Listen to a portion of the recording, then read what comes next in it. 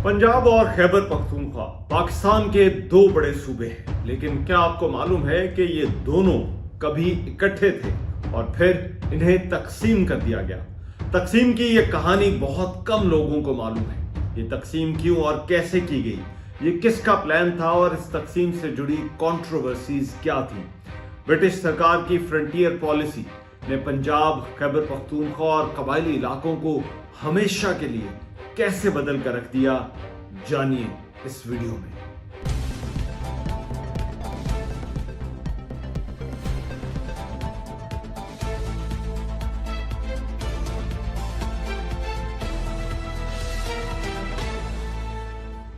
पंजाब और खैबर पख्तूनख्वा पाकिस्तान के दो बड़े सूबे हैं, लेकिन एक वक्त था जब ये दोनों इकट्ठे थे। ये उस पंजाबी एम्पायर या खालसा सरकार में शामिल थे जो महाराजा रंजीत सिंह ने कायम की थी और फिर अंग्रेजों ने इसे टेक ओवर किया। अंग्रेजों ने इस टेक ओवर के 50 साल बाद पंजाब की तकसीम करके एक नया सूबा नॉर्थ वेस्ट फ्रंटियर प्रोविंस बनाने का फैसला किया, जिसे अब खैबर पख्तूनख्वा कहा जाता है। ये तकसीम क्यों की गई और इन्हें अलग करने का फैसला क्यों किया गया, ये वो सवाल है जिसके जवाब के लिए जरूरी है कि पहले इन इलाकों का बैकग्राउंड समझा जाए जो मौजूदा खैबर पख्तूनख्वा का हिस्सा है, और फिर ये भी कि अंग्रेज सरकार को यहाँ ऐसा करने की जरूरत क्यों पेश आई।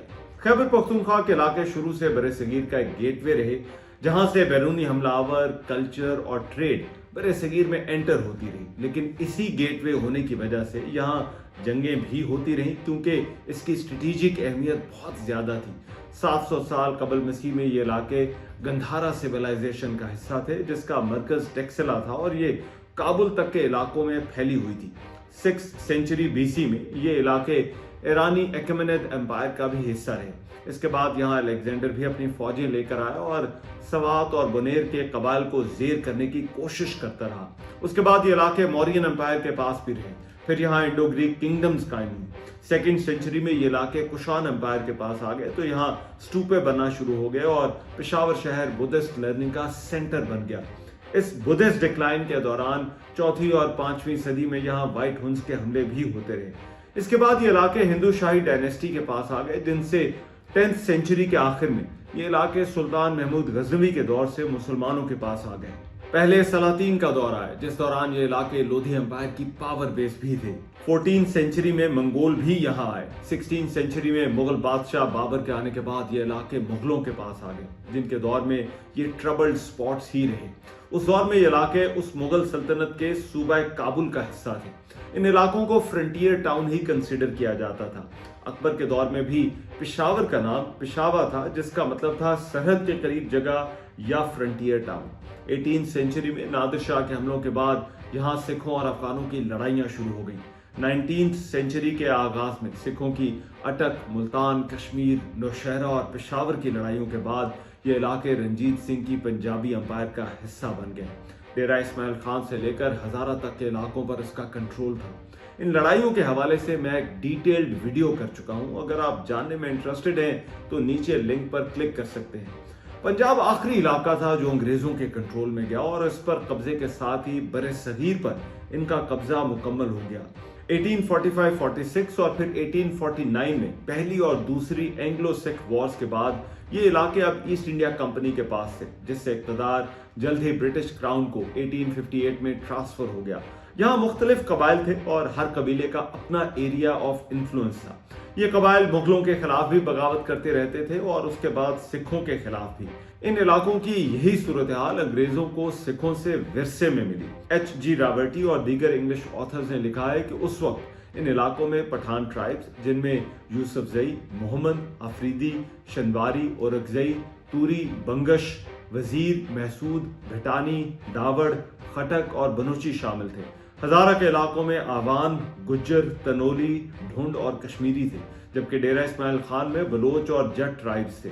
रंजीत सिंह के पंजाब की एक डिवीजन या तकसीम अंग्रेज इससे पहले भी कर चुके थे, जब कश्मीर को इससे अलग किया गया था। सप्राओं की लड़ाई के बाद मार्च 1846 में होने वाले लाहौर एग्रीमेंट के बाद सिखों ने सतलुज और ब्यास के इलाके अंग्रेजों को सरेंडर करने का फैसला कर लिया था।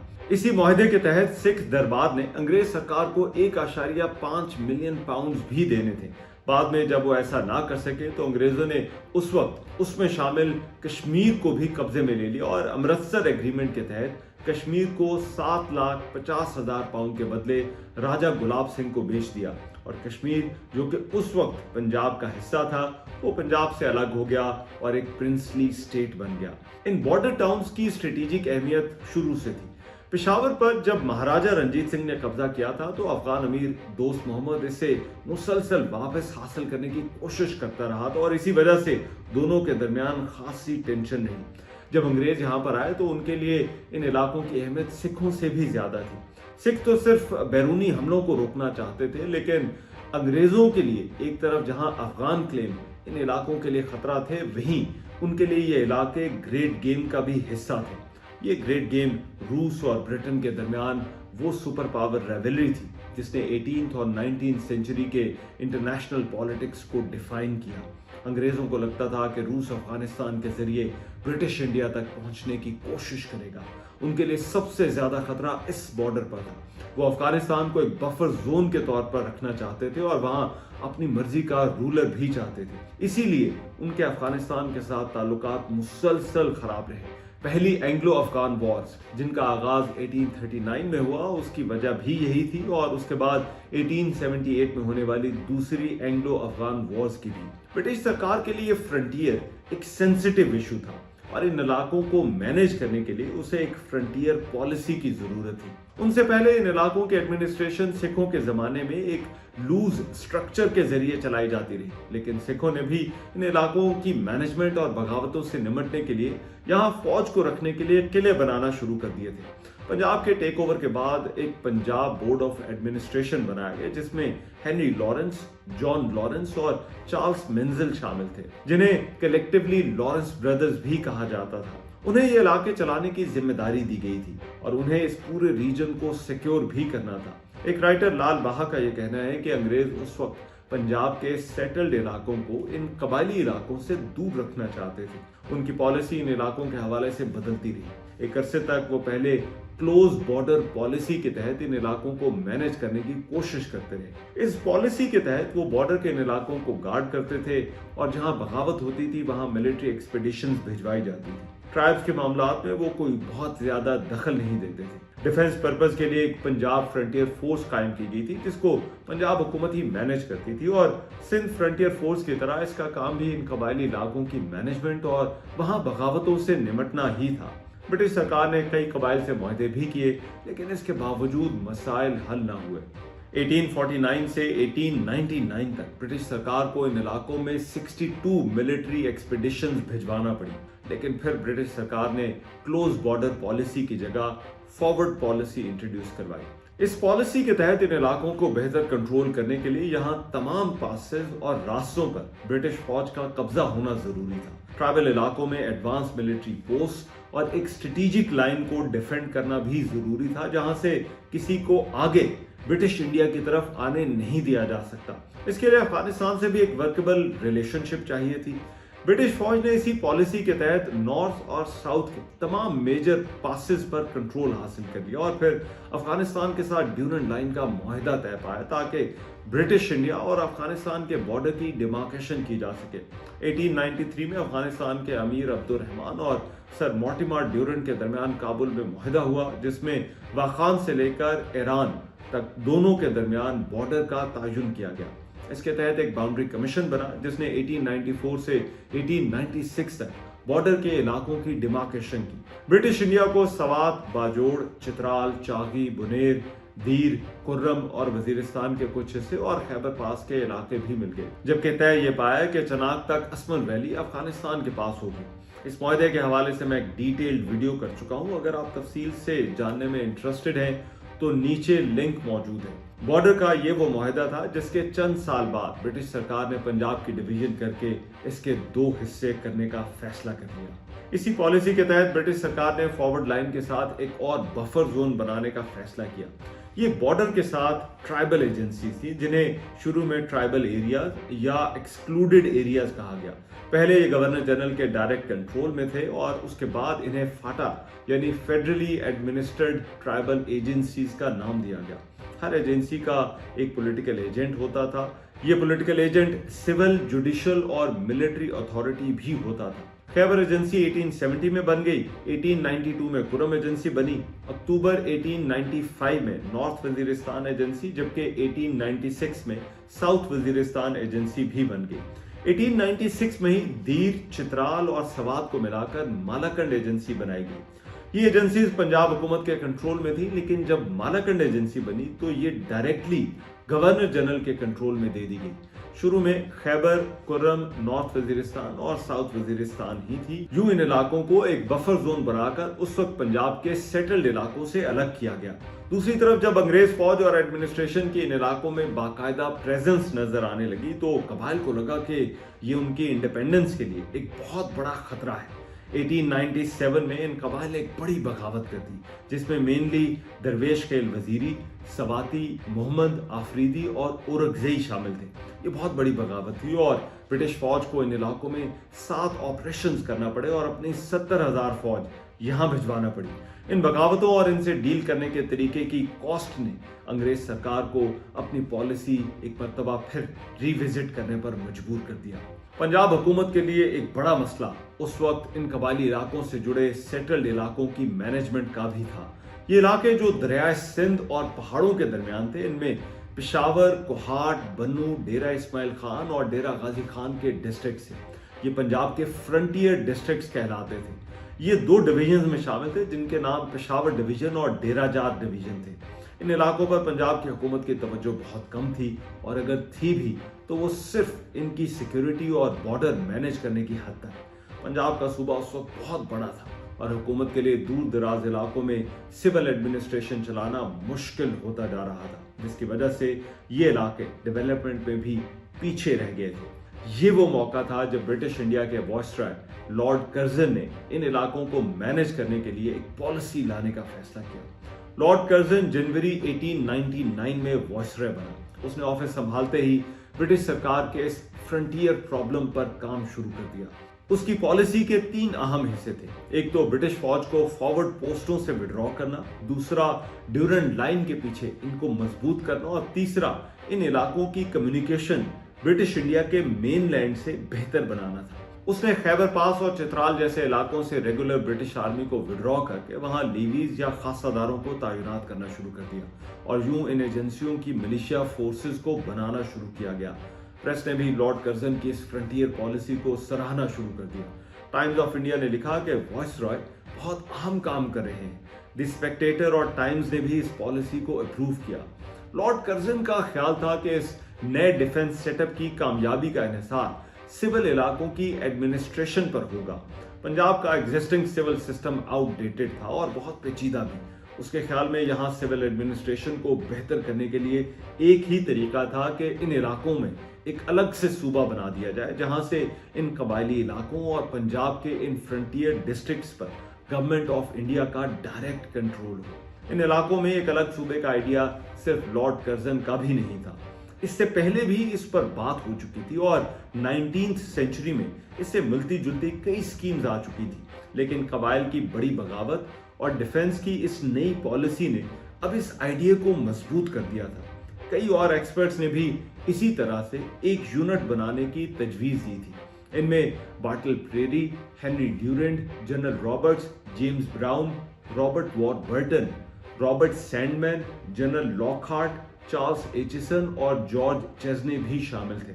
1876 में लॉर्ड नॉर्थब्रुक की इसी तरह की एक रिकमेंडेशन को सेक्रेटरी ऑफ स्टेट लॉर्ड सैल्सबरी ने मान भी लिया था, लेकिन फिर बॉम्बे प्रेसिडेंसी की मुखालफत की वजह से ऐसा ना किया जा सका। वायसराय लॉर्ड लिटन ने भी 1877 में इस हवाले से एक स्कीम पेश की थी। एक मंसूबा यह था कि सिंध के इलाकों को भी इसमें शामिल करके पूरे फ्रंटियर को डायरेक्ट कंट्रोल में लाया जाए, लेकिन ऐसा ना किया जा सका। इससे पहले 1895 में secretary of state of India Lord George Hamilton ने भी वायसराय को एक कम्युनिकेशन में कहा था कि मौजूदा अरेंजमेंट नहीं चल सकती और कबाइल को डायरेक्ट कंट्रोल में लाना जरूरी है। लॉर्ड जॉर्ज हैमिल्टन ने लॉर्ड कर्जन से पहले वायसराय एल्गिन से भी कहा था कि इन इलाकों पर गवर्नमेंट ऑफ इंडिया का डायरेक्ट कंट्रोल होना चाहिए, और पंजाब हुकूमत मामला को ठीक तरह से नहीं चला पा रही। कबाइल की बगावत और रशियन अटैक के खतरे ने इस फ्रंटियर सूबे की जरूरत को और भी बढ़ा दिया था। 1889 में वायसराय लैंसडाउन के दौर में बलूचिस्तान को एजेंसी बना दिया गया था। बुनियादी मकसद उस वक्त बॉर्डर से जुड़े इन तमाम इलाकों को डायरेक्टली वायसराय के कंट्रोल में लाना था। लॉर्ड कर्जन ने अप्रैल 1899 में पंजाब के lieutenant governor general Mackworth young से इस मामले पर बात की। इसके बाद उसने लॉर्ड हैमिल्टन को भी एक कम्युनिकेशन में लिखा कि पंजाब की ब्यूरोक्रेसी भी इस अलग सूबे के क़याम की फेवर में है और वो भी मौजूदा सेटअप के खिलाफ है। 27 अगस्त 1900 को वायसराय ने एक मीटिंग के मिनट्स में डिटेल के साथ पंजाब से ये इलाके अपने डायरेक्ट कंट्रोल में लेने का जिक्र किया और नया सूबा बनाने का प्लान दिया। लॉर्ड कर्जन के ख्याल में लाहौर की ब्यूरोक्रेसी और उसके अफसर ना तो फ्रंटियर के इलाकों में इंटरेस्ट लेते थे और ना ही उनकी इन इलाकों के बारे में कुछ एक्सपर्टीज थी। वो ज़्यादातर रेवेन्यू के मामलात में ट्रेंड थे, इसलिए फ्रंटियर के इन इलाकों की डिसेंट्रलाइजेशन ज़रूरी थी। इसलिए उसने प्रपोज किया कि पेशावर, कोहाट, बन्नू, डेरा इस्माइल खान और दीर, सवात और चित्राल की पॉलिटिकल एजेंसीज को मिलाकर एक सूबा बना दिया जाए। इस सूबे का हेड एक चीफ कमिश्नर होगा जो कि गवर्नर जनरल का एजेंट होगा और जिसकी appointment directly government of India करेगी। उस वक्त secretary of state of India Lord George Hamilton की तरफ से इस मंसूबे पर कुछ सवालात भी उठाए गए। लॉर्ड कर्जन का ख्याल ये था कि ये इलाके कल्चरली और जोग्राफिकली भी पंजाब के मेन लैंड से मुख्तलिफ है। लेकिन फिर एक ऐसी बात हुई कि ये सारा मंसूबा खतरे में पड़ गया। इस मंसूबे को होम ऑफिस भिजवाने से पहले वायसराय लॉर्ड कर्जन ने उस वक्त के lieutenant governor Punjab general Mackworth Young को एतमाद में नहीं लिया, जिस पर वो खासे गुस्से में आ गए। इस मामले पर वायसराय और पंजाब के गवर्नर के ताल्लुकात खासे खराब हो गए और दोनों एक दूसरे के खिलाफ पब्लिकली भी बातें करने लगे। लॉर्ड कर्जन ने अपनी कम्युनिकेशन में ये शिकायत की कि पंजाब के गवर्नर की बीवी लेडी मैकवर्थ यंग भी उसके बारे में अच्छे ख्यालात नहीं रखती और शिमला में उसे बदनाम कर रही है। उस वक्त वायसराय लॉर्ड कर्जन ने कर्नल एच डीन को इस नए सूबे में गवर्नर जनरल का पहला एजेंट बनाने का फैसला भी कर लिया। उसकी रिकमेंडेशन पर फिर इस प्रपोज सूबे में हजारा, मानसहरा और एबटाबाद को भी शामिल करने का फैसला किया गया। पंजाब के गवर्नर की तरफ से इस नए प्लान की भी मुखालफत की गई, लेकिन इस मुखालफत के बावजूद एक नया सूबा बनाने का फैसला कर लिया गया, जिसका ऐलान किंग की बर्थडे पर 9 नवंबर 1901 में किया गया। इसकी फॉर्मल इनॉग्रेशन 26 अप्रैल 1902 को की गई, जब मलका बरतानिया ने पेशावर शाही बाग में एक बड़ा दरबार मुनक्किद किया। लॉर्ड कर्जन ने भी इस मौके पर अपनी तकरीर में अपनी फ्रंटियर पॉलिसी का ऐलान किया और उसका कहना था कि इस नए सूबे में अमन और खुशहाली आएगी और यहाँ सिविल एडमिनिस्ट्रेशन भी बेहतर होगी। लॉर्ड कर्जन ने इस नए सूबे को सोर्ड एज ऑफ एम्पायर भी कहा। इस नए सूबे में अब 5 सेटल्ड डिस्ट्रिक्ट्स पेशावर, कोहाट, बन्नू, डेरा इस्माइल खान और हजारा शामिल थे। इनके अलावा खैबर, कुर्रम, नॉर्थ वजीरिस्तान, साउथ वजीरिस्तान और मालाकंड के इलाके भी इससे जुड़े थे और वो भी डायरेक्टली गवर्नर जनरल के अंडर थे।